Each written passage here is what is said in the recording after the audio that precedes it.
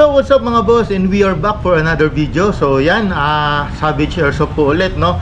So yun, another day, another bembem. Kung makikita nyo, nandito at naka-ready yung dalawang panlaro natin. Why? Because dadayo tayo ng KM14. Dyan yan sa may bang KM14 Paranaque, no. So yan, shoutout sa Team Saga, no, Kalameng. Yan, kasama natin ang Team Patama. Dadayo tayo doon sa Sunday. So chuchu na natin yung gagamitin natin panlaro. This one is for DMR. So ito yung HK na ENC, no. Minodify natin siya. Bali yan, nag-install tayo ng bot stock na pang DMR. So natataas yan, no. Yan, tapos etong ating Geisel na high mount. Yan, para sa ating spike na scope. Yan. Tapos syempre bipod, no. Bipod din, itong ating outer barrel kasama tong ating flash hider, no. Yan, yung flash hider nating napakaangas, no. So yun, this is 500 FPS, nakalock siya doon para sa DMR, no. So yun, nag-install tayo ng high mount. Ngayon lang natin sila ma-tune, ngayon lang natin sila masisiro. By the way, yung pagsisiruan natin is about 5 meters to 8 meters, no. So yun, at the same time, syempre etong ating ARK, no, yung ICS ARK natin na nilagyan natin ng EOTech set, no. So yung EOTech set natin, mga boss, umorder tayo ng kill flash, no.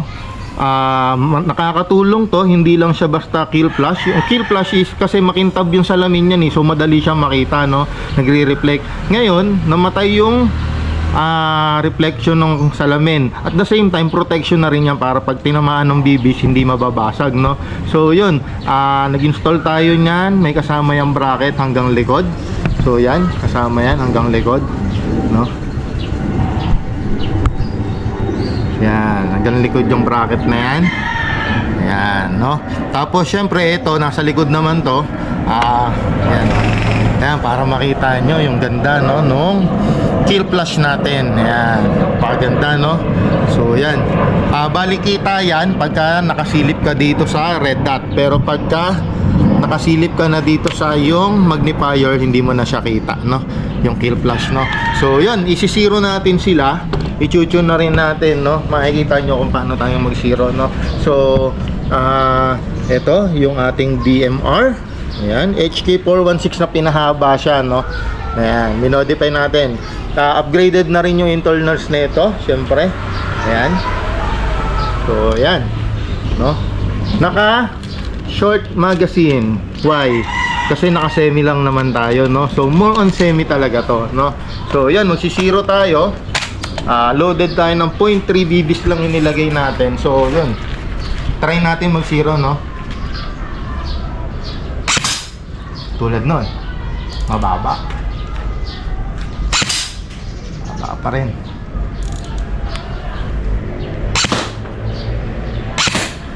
Nasa kaliwa. So left and right, up and down, no. So dyan nyo lang yung kakapain.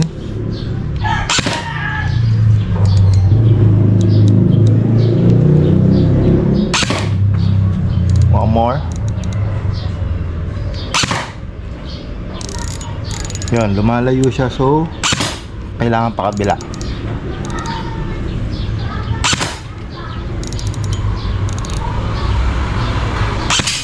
Yun, sabihin tumama na.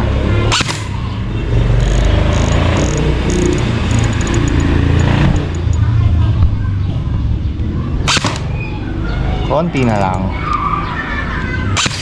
Yun. Yun.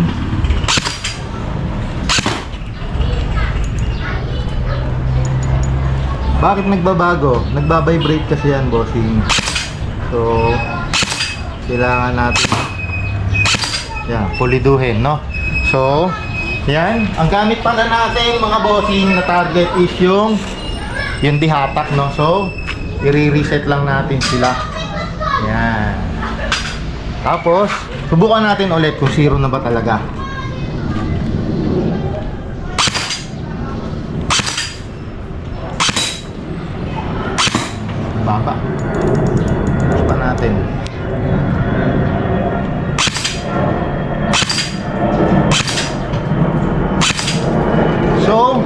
mukhang okay na, no? So last round. Last round tayo. So last round, kung talaga bang zero na siya. Okay, fighting. Uy. Yun, bago na naman siya, no? Nagre-recoil kasi itong ating unit. So pag nagba-vibrate, nagbabago siya. So try natin i-fix na, no? Ayan. Pag to di na sumabit, it means okay na siya.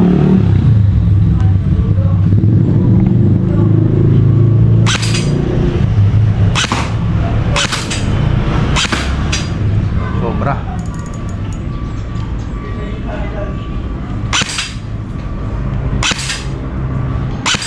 Sumobra yung kaliwa kanan, no?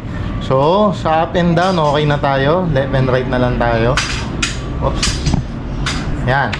So, I think last na to. Uy. Sumobra pa rin siya. Nasa kanan na.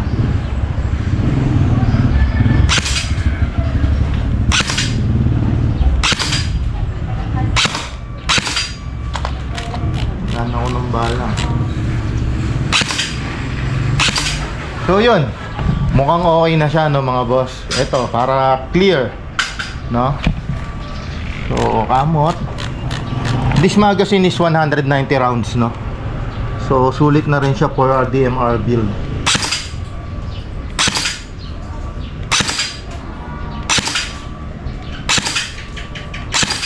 So yun, guys, okay na siya. Return natin siya sa safety. So yan, kailangan naka-safe, no? So okay na tong unit na to. At ready na siya para sa bakbakan sa Sunday, no? So yun, no? Napakaganda ng build, no? Ayan, no? Camera, ilarga mo.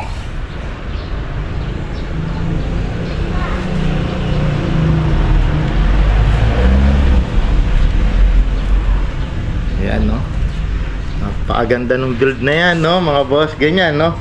Yung internals niyan, mga boss, talagang solid na, no? Hindi ko na, i-video rin natin yon. Mag-i-install tayo ng ETU dito, eh. So, sa ngayon, iti-testing muna natin siya ilaro sa Sunday ng as is. Then, mag-i-install tayo ng ETU para nalalak talaga natin yung full auto niya, no? So, yun muna yung sa ngayon. Ilalaro muna natin siya para doon natin siya i-upgrade, no? Then makikita nyo, ipakikita ko kung paano ini-installan ng ETU at paano nag-upgrade, no, ang Savage Airsoft, no? So yun, subukan naman natin to. So alam ko hindi na bago sa inyo to. This is ICS CXP ARK, no? So ito yung AK version nila na modern. So ARK is assault rifle AK, no? So parang ganon, no? Ngayon, hero din natin to. Guys, ito ang sinisiro dito sa battery operated si EOTech, no? Si Magnifier hindi, pero to si 558 battery operated, meron siyang single battery dyan. Then ang pagsiro sa kanya is left, right, up, down, nandito. Tapos ito yung on off. Tapos at the same time ito yung brightness up, brightness down. Then ito yung red or green dot, no? So yan lang yung function niya. After mo i-zero to, ang pagsisiro ng EOTech, sinisiro muna si red dot bago si magnifier, no? So merong up, down and left, right kay magnifier. So zero muna natin si red dot. So hopefully makita ko kasi nakakaduling to, no? Nakakaduling to. Siya nga pala, guys, makikita nyo, baliktad yung kamot kay AK, no? So, ganyan siya papasok. Yeah. So, yun. Ito maganda to, itong target na ganito. No, chill ka lang, no? Yan. So, buwan nating mag-zero ng red dot. Uy.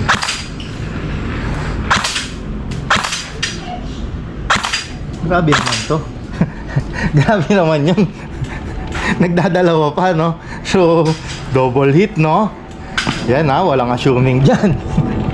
So, try natin ulit. Yon. Sinundan ko kasi kanina kung ano yung nakagitna.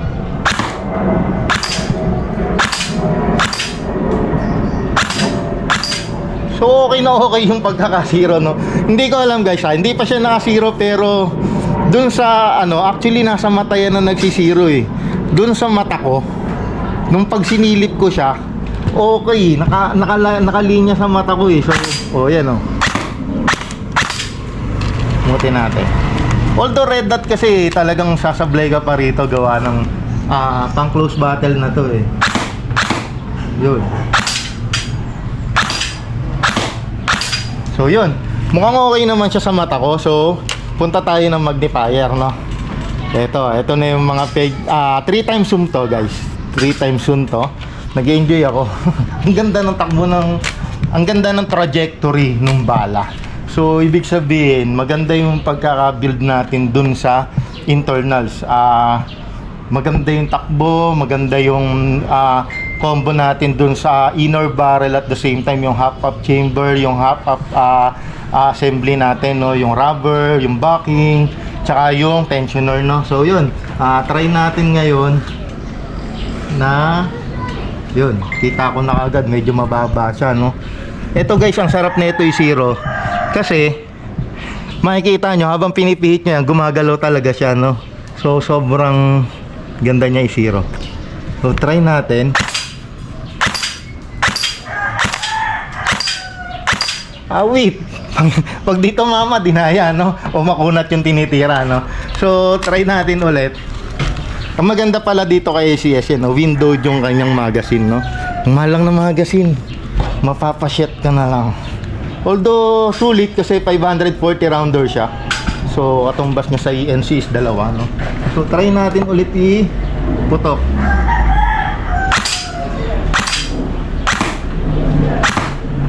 Okay. Naduduling ako guys kasi yung salamin ko nagre-reflect, no. Kita ba nila? Makikita ba nila yung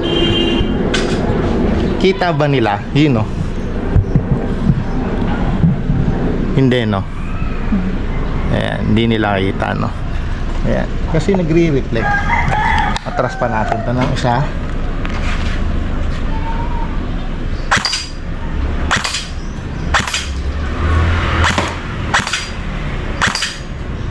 Duduling talaga ako. Pero so far okay naman siya, no. Ang maganda rito guys, ito yung iba yung trajectory ng bala nito. Tingnan nyo ha.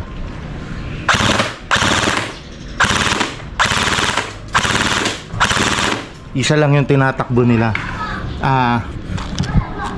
Lapit ka doon, hindi ka naman tatamaan. Tignan mo lang yung karton. Medyo dito sa corner side, o yan. Hilit ka, hilit. Tapos gano'n mo siya, yan. Tutok mo siya doon sa karton. Baba ka, ay lapit ka pa. Sige, don't you worry. Yan, yan. Ito, itong pito na to, yan, yan. Yung clear na yan. Dita? O, tingnan mo ha, yung trajectory po ng bala. Kung nasa isang side lang po, no? Ayan, ayan. Medyo risky yun. So yun, pinakita lang o niyabang ko lang sa inyo yung trajectory nung ito pala guys, pag galing kayo sa full auto, kahit anong unit ng gamit nyo, galing kayo sa full auto, lagi nyo paputokin at least 1 to 2 to 3 times yung unit nyo sa semi bago nyo isa-save, no? So yun, it's a wrap for today, no? So yan, ito pala yung unit, no? So yan, no? This is ICS CXP ARK. I don't know kung may makikita pa kayong available na unit na ganito, no? Medyo naging rare to, no? So ayan yung ganda niya. Ang ganda ng MOSFET, ang ganda yung trigger response, sobrang pinabilib ako. This is 500 fps 2, pero nagiging 450 siya. Nagiging 450 siya. So pasok siya dun sa AR, no? Pero pag talagang ginamit mo yung potential niya, yun, nasa 500 fps. Ganun pa man, depende sa bala kasi nagagamitin, no? So ang kagandahan sa kanya, nakita nyo naman yung trajectory, nakita nyo yung takbo ng bala, no? Napakaganda ng range nito. Siguro ko 80-100 okay to. So 80-100 meters okay to. So yun, It's a wrap for today. Ito na yung dalawang unit na gagamitin natin sa mga laro, no? So, favorite spot ko lagi or favorite ko laging maglaro, DMR. Ngayon, pagka tulad nun, dadayo tayo, AR tayo. Then AR, pag nalibot na natin yung paligid, na-survey na natin, nakita natin yung pwedeng game style doon o kung paano natin lalaruin yung galawan doon tayo nag-DMR, no? Kasi kailangan syempre minsan sa isang team may marksman, no? So ang kagandahan lang kay DMR natin, binibuild ko lagi yung DMR natin dun sa long range talaga. Tsaka yung mataas yung duel, no? Yung parang isang bala lang kaya magpaamin talaga, no? Clear shot lang kasi lagi yan, no? So yun, para maiwasan din natin yung iba na parang assuming, ano. So yun, so itong dalawa, yung DMR and yung ating AR na AK, no? So yun, follow nyo kami sa YouTube channel namin. Marami pa akong i-expose sa inyo about dito sa libangan namin, no? Sa hobby namin, at the same time sa passion na rin siguro to, no? So marami, may mga upgrades, internal builds, ipapakita na natin yan. Nag-upgrade tayo ng mga ilaw dun sa gawaan ko para malinaw nyo makikita lahat step by step, para may guide na rin kayo, no? Since marami tayong unit, may bolt action tayo, meron tayong mga pistol, GBB, and this AK builds. So pakikita ko sa inyo, follow nyo lang kami sa page namin, Airsoft Savage PH, yun sa Facebook namin, then sa YouTube namin, subscribe kayo, Airsoft Savage. Maraming salamat po. God bless sa inyong lahat.